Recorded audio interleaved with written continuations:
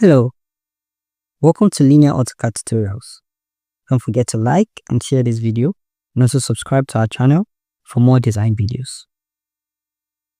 In this video, we're going to be understanding the arc command. The shortcut for the arc command is A on your keyboard and enter. By default, the arc command takes the 3-point arc function, which requires you to specify your start point, your second point, and an end point for your arc. So we can specify our start point,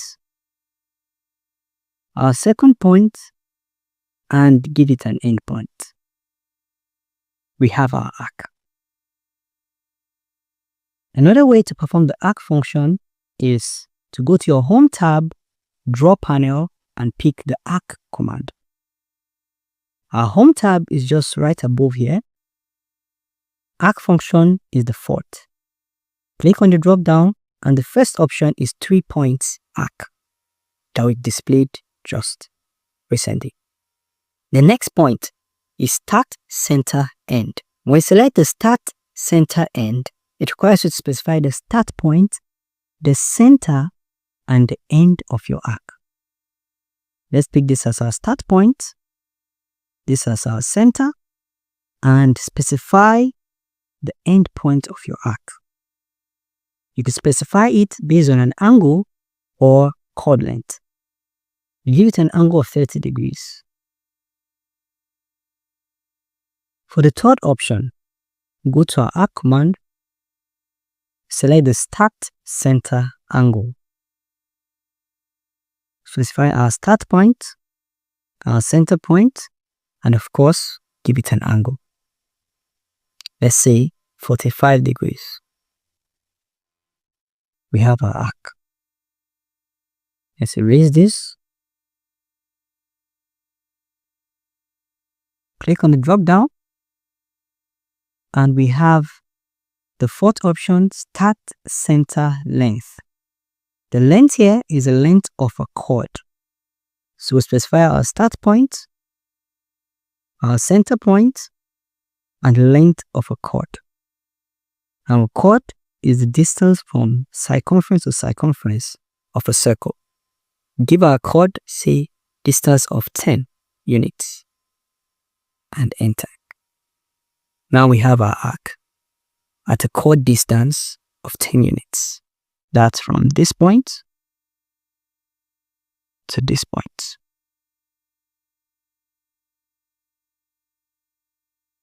Now the next command for the arc is the start end angle. We need to specify the start point, the end point, and the angle. Start point, the end point, and the angle. Now the angle is created relative to the angle created by that arc at the center of the circle. We give an angle of 180 degrees. The angle created at the center here would be 180 degrees. The next option is the start end direction. For the start end direction, you specify the start point, specify the end point, and we give a direction in terms of the angle tangent to the circumference of the circle, which is supposed to be created by the arc. So our start point, our end point, and our direction tangential to the circumference of the arc or the circle that is meant to be created by the arc. If we give our tangent 45 degrees, enter, we have our arc. Our next option is the start end radius. So for our starting point, our end point, and the radius. If you give a radius that is too big for the arc, it wouldn't be created. Let's say, for instance, 100. You can see that the arc being created is not even visible. So let's erase and move back a bit. Let's use that option again. The start, end, and radius. starting point, end point, and this time around we want to make our radius 5 and enter. You can see that the arc has been created. Radius with respect to the center of this circle that the arc is assumed to create. So if you draw a line from the circumference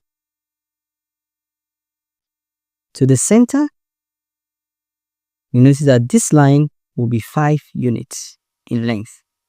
The next option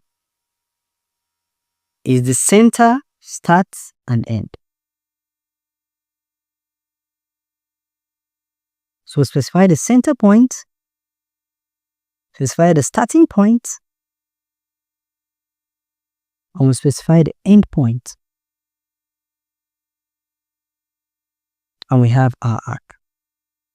Under the arc command again, we have the center start angle. This time around, we specify the center first, then the start point, then we give it an angle. Let's say 90 degrees, and enter. Our arc has been created. The next option is the center, start, and length. Remember that the length we are giving here is the length of the chord. So center, start, and the length of a chord, let's say 10. We have our arc. Now the final option permits you to continue the arc from the previous arc created. Final option is continue. And you can see that from the previous arc created, a new arc is being formed. If I'm satisfied with this new arc, I want to take it based on length. I could give it a length of say 5, a chord length of 5. Then I tab to give it an angle. Let's say an angle of 30 degrees. And I enter. Now we have our arc. That will be all for the arc command. If you found this video useful, don't forget to like it, share it, and drop a comment below to tell us what commands we should treat subsequently. Thank you for watching.